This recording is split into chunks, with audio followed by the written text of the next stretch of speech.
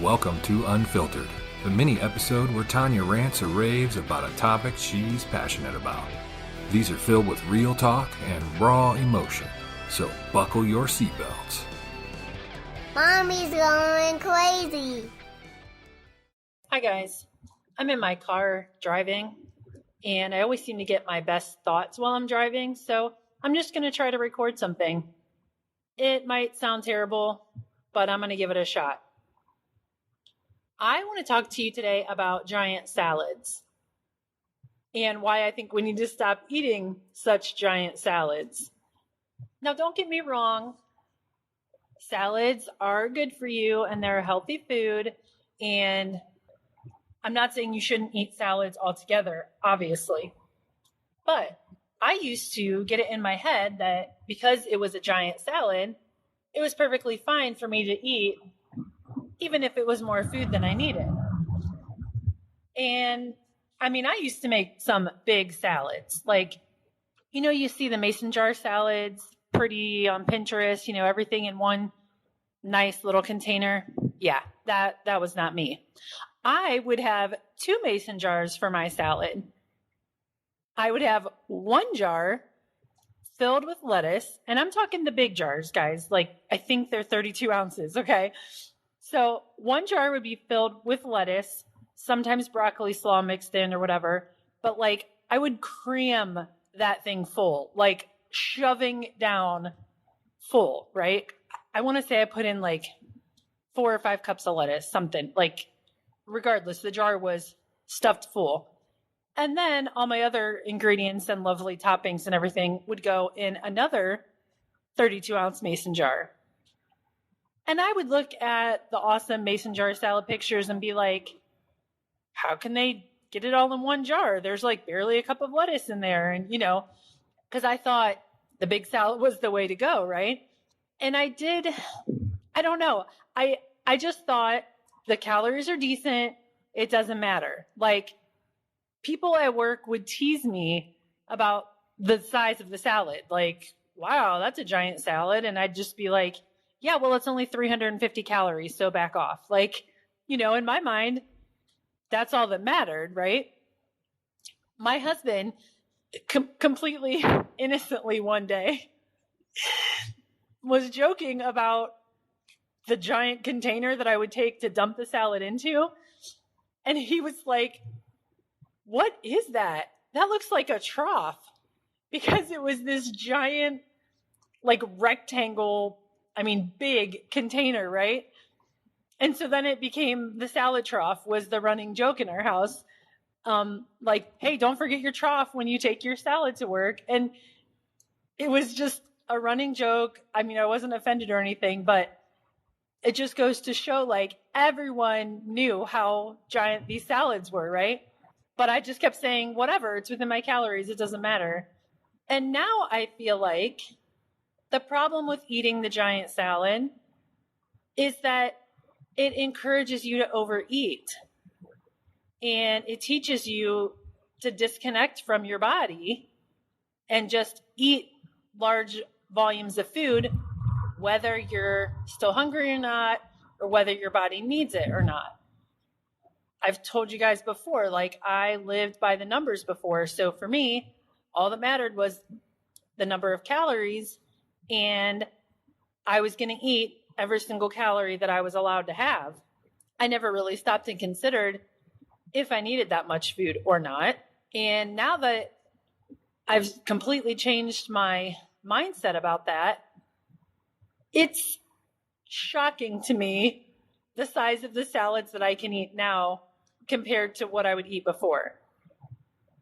Like, I would say the amount of lettuce that I put in my salad now is easily half of what I used to do. Maybe even less than half, honestly. I'm not sure, because I'm not measuring that strict like I was before. But I started out still doing the big salads, and I found myself continuing to waste it and to have so much left over by the time my body had had enough that I just started making smaller salads. And now I could easily do a mason jar salad with everything in one and be completely satisfied. I can use the smaller mason jars, the like 16-ounce jars probably, is plenty of lettuce and broccoli slaw and whatever I might need for a salad. I can store them in the smaller jars and still have it be plenty if I wanted to do that. So I guess I was just thinking about all the things that I used to do that I thought were healthy and were completely okay because they were within my calorie budget, that were actually just encouraging me to overeat and to not listen to what my body was telling me. When I was on Weight Watchers, there were the 0 point fruit and vegetables. And I can't tell you how many discussions we had at the meetings and, me with other members about these 0 point foods. And there's no way they can be zero. And on the original plan that I followed with Weight Watchers, fruit was not zero. It was just vegetables that was zero. And that was fine because honestly, are you going to sit there and overeat celery or baby carrots? Probably not, unless you have some delicious dip that you're also eating. But I mean, for me, I would never just, sit down and eat an entire head of broccoli, right? But I could guarantee you I could sit down and eat an entire bag of grapes or, a giant bowl of fruit. And I struggled with that a lot. And my weight loss had stalled and I was super frustrated and still telling myself that I was eating healthy food and it wasn't fair and they shouldn't make it zero if I'm not really allowed to have it and blah, blah, blah. Because I didn't want to face the reality was that I was still overeating and all I had done was taken my bad food or higher calorie food, whatever you want to call it. I had taken that stuff that I used to eat at night and replaced it with fruit. Or I would get baby carrots with a bean dip, which is actually pretty good. It's just refried beans and salsa mixed together. And it's actually really good and really filling. But I would sit down with that and baby carrots and be completely stuffed, but still eating it because it's I counted the points for it and, it's a pretty low point snack. So I just have to keep eating because I need to eat while I watch TV and just, all the negative Nancy thoughts. But that was really how I felt at the time. So again, it was healthy food. It wasn't a bad choice, but the problem was the behavior that I was eating it when I wasn't hungry because I was so tuned into the numbers and living by the numbers instead of listening to my body. And I also think that because I was so hung up on the numbers, that there were often times I wasn't eating the right mix of foods for my body to keep me full. And I don't have any specific rules about, I need to eat a certain number of grams of protein versus carbs versus fat or any of that nonsense. I don't mean to offend anybody by saying nonsense, but for me, no, I can't focus that granular on it anymore.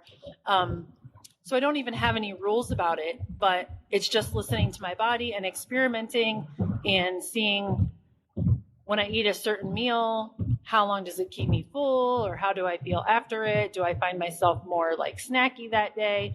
All of that stuff is just trial and error and things that I've done to learn what works for my body better, right?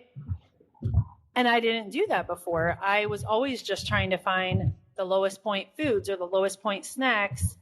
And then I would increase the volume with tons of added vegetables that again are good for you, but you don't need 15 servings of vegetables a day, right?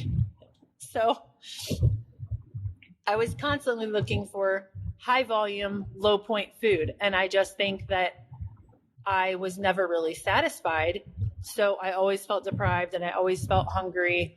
And, I always felt like I was missing out on something. And now it's kind of the opposite.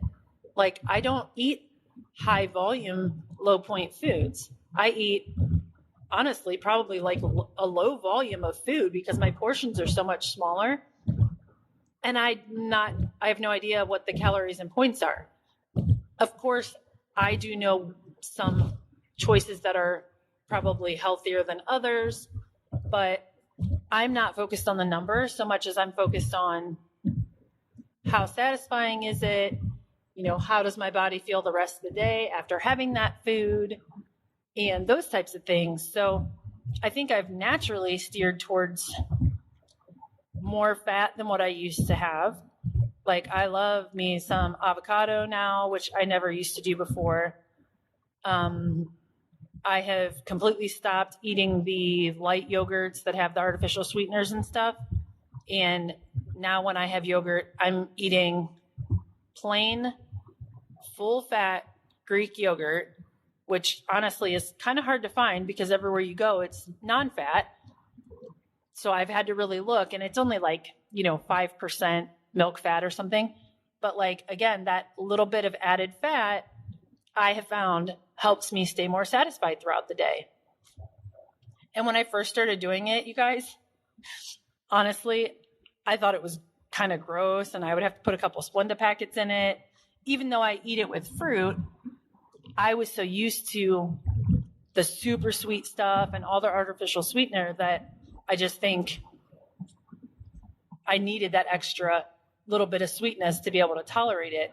And over time, I've now worked to where I don't use any Splenda, and the berries that I have with it, and then I also have like nuts and cereal, but the berries that I have with it are sweet enough and I don't have to add any sweetener. So it's been a gradual progression. So my point is that like, even though I'm not counting, I feel like I am still eating fairly healthy, but I'm just eating a different mix of foods now. Like I rarely eat, the 100-calorie pack of like mini cookies or crackers or whatever, not because I'm like a food snob or I think I'm too good for it or anything, but like I've just learned that they're not that filling for me. So I might eat a 100-calorie pack of something and like literally feel like I haven't eaten anything.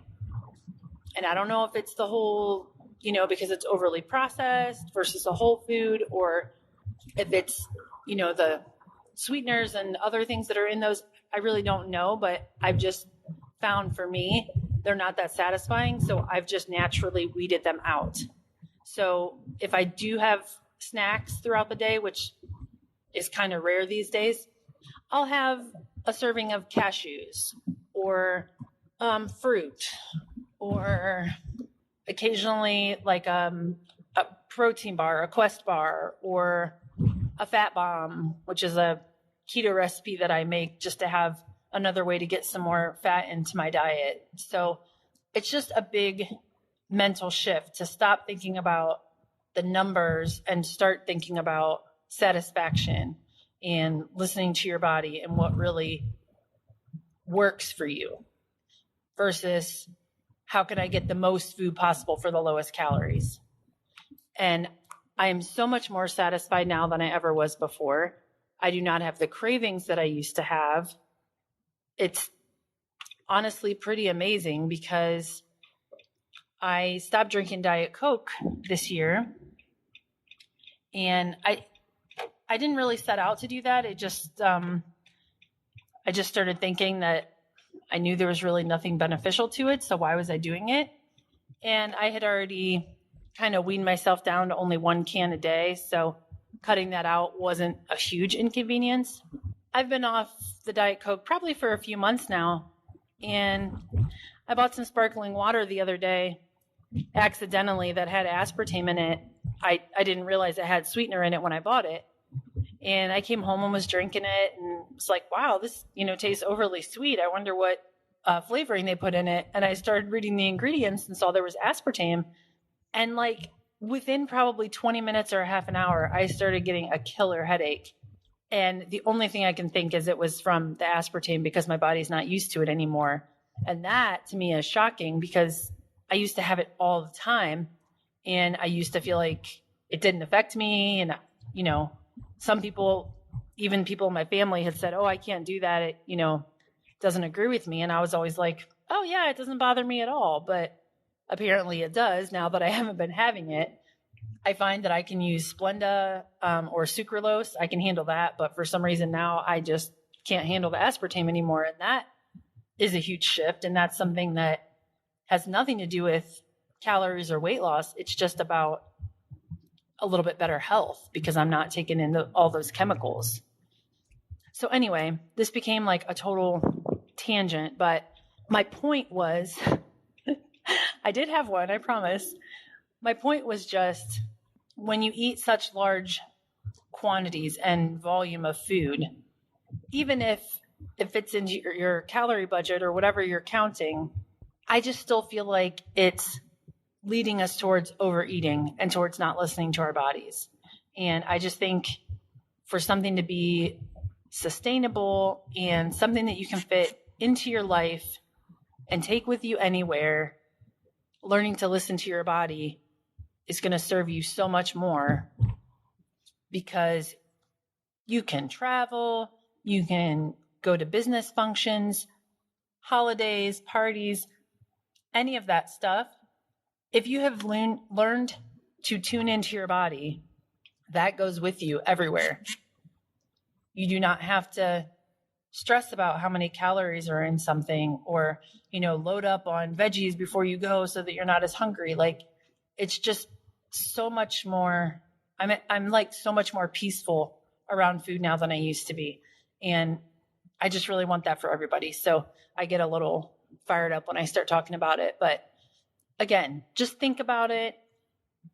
If you're trying to work towards more mindful eating like I have been, just consider your portion size and, ask those questions to yourself of like, do I really need this big of a portion?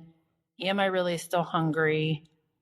Am I just eating it mindlessly because it's in front of me? All of that stuff. And you might be shocked like I was to find out that you really don't need to eat nearly as much food as you have been. So anyway, all right, guys, I'm going to sign off. Hopefully this sound quality wasn't terrible. I will talk to you soon. And until next time, remember, eat mindfully so you can lose weight and change your life. That's it for this episode of Unfiltered. I hope you don't mind me unloading my raw thoughts into the microphone. It helps me to get these feelings out, but I also hope it will help you since I talk about things that come up in the course of normal life without any script or any plan. It's messy, but it's real. Thanks for listening to the Not Really Hungry podcast. If you have any questions or comments, please email podcast@notreallyhungry.com or leave a voicemail at 330-595-4662. If you want to hear more from Not Really Hungry, check out the blog at notreallyhungry.com, where you'll find even more ways to eat mindfully, lose weight, and change your life.